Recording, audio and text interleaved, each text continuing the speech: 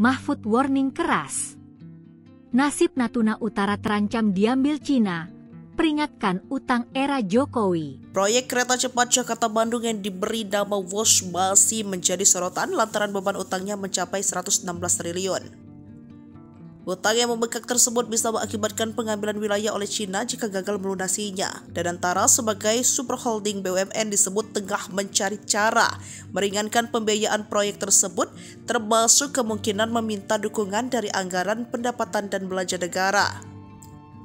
Namun Menteri Keuangan Purbaya Yudi Sadewa menolak wacana itu. Purbaya ogah melunasi utang kereta cepat memakai APBN. Langkah Purbaya Yudi Sadewa itu didukung oleh mantan Menteri Koordinator Bidang Politik Hukum dan Keamanan yakni Mahfud MD. Ia menilai keputusan Purbaya yang enggan membayar utang proyek WOS sudahlah benar. Namun Mahfud MD menjelaskan jika pemerintah tidak mampu membayar maka kerjasama B2B itu bisa dipilotkan. Sementara di Indonesia, kata Mahfud MD, Cina bisa meminta kompensasi menguasai Natuna Utara dan membangun pangkalan di sana selama 80 tahun.